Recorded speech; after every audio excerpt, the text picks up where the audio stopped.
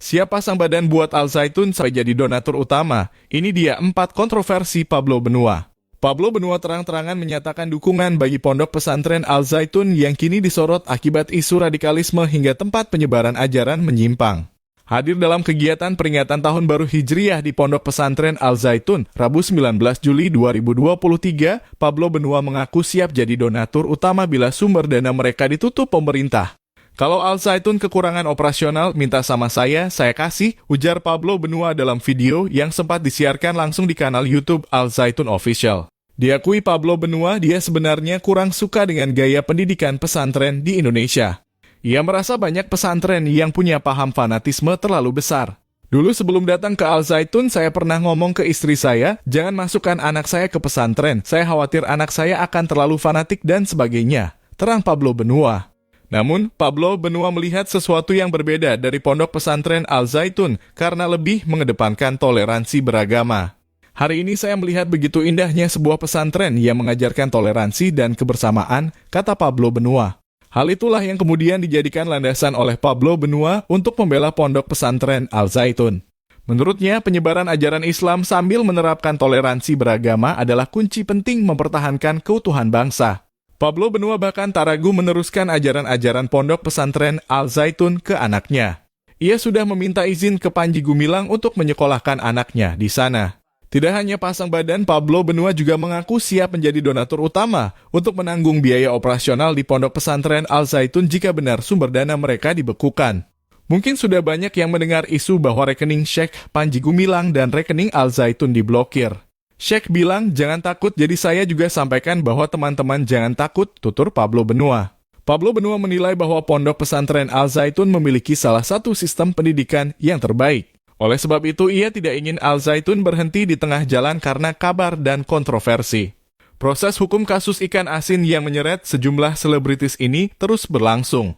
Salah satunya adalah Ray Utami beserta suaminya, Pablo Benua juga ikut dilaporkan ke Polda Metro Jaya oleh Fairuz Arafik. Ini merupakan buntut dari kasus pencemaran nama baik yang diduga dilakukan oleh mantan istri Fairuz, Galih Ginanjar. Munculnya kasus ikan asin ini berawal dari sebuah konten yang dibuat oleh Ray Utami dan Pablo Benua dalam akun YouTube-nya. Kasus ini terus berlanjut, semula status awal Ray Utami dan Pablo Benua hanya datang sebagai saksi. Namun kini status Ray Utami dan Pablo Benua telah ditingkatkan menjadi tersangka.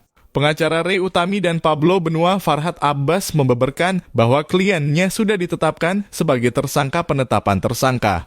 Berbicara mengenai kontroversi Ray Utami dan Pablo Benua, ternyata ini bukanlah kali pertamanya kedua pasangan artis ini membuat heboh publik. Terlebih Pablo Benua yang sebelumnya juga sering mengalami kasus serupa. Berikut kami rangkum 3 kontroversi Ray Utami dan Pablo Benua selain kasus ikan asin. 1. Pemalsuan nama. Sebelumnya tidak banyak yang tahu bahwa nama asli dari Pablo Benua adalah Frederick Anggasastra.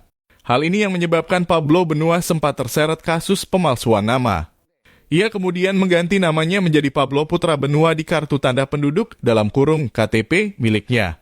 Namun dalam perusahaan yang ia miliki PT Inti Benua Indonesia dikabarkan memiliki masalah. Diketahui jika perusahaan tersebut memiliki banyak kejanggalan. Mulai dari surat notaris, nomor NPWP palsu, dan nama perusahaan yang tidak bisa terlacak dalam database perusahaan di Indonesia. 2. Investasi bodong. Pada tahun 2017 lalu Pablo sempat terjerat kasus investasi bodong.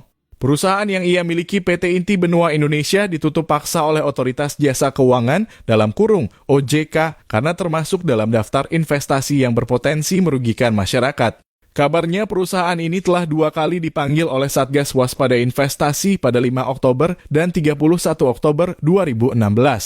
Adapun OJK menutup perusahaan ini karena salah satu program mereka bernama IBIS 4 Pro yang memungkinkan kliennya menggunakan mobil atau motor yang diinginkan tanpa membayar cicilan bulanan atau pajak dan asuransi. 3. Berseteru dengan Risa Saraswati. Pablo Benua dan Ray Utami juga sempat berseteru dengan penulis serta YouTuber Risa Saraswati. Pablo yang mengaku punya kemampuan melihat dan berkomunikasi dengan makhluk gaib menyebut jika sosok arwah-arwah yang disebutkan Risa di videonya itu tidak ada alias settingan belaka. Memang, saat itu konten YouTube jurnal Risa memang saat itu tengah mencapai popularitas yang cukup tinggi. Walaupun tak sampai berurusan dengan polisi, namun banyak netizen yang menilai Pablo sedang pansos atau panjat sosial. 4. Sindir Prabowo alami depresi. Pada 20 April 2019, melalui akun YouTube-nya dalam videonya, Pablo Putra Benua menuding Prabowo cenderung mengalami depresi. Dalam video berdurasi 17 menit 34 detik tersebut, Pablo menyuarakan pendapatnya tentang aksi Prabowo yang melakukan deklarasi kemenangan. Prabowo udahlah, nggak usah terlalu berambisi. Kalau memang ia bekerja untuk bangsa, saran saya Prabowo itu harusnya jangan mengklaim kemenangan. Prabowo jangan seolah-olah sekarang sudah menjadi presiden, tuturnya. Pablo menambahkan jika Prabowo seharusnya menunjukkan seorang negarawan bisa menghormati hasil keputusan KPU. Ayah satu anak ini mengatakan ia melihat Prabowo cenderung memiliki depresi. Namun beberapa saat setelah itu Ray Utami meminta maaf atas kritikan yang dilakukan oleh suaminya itu.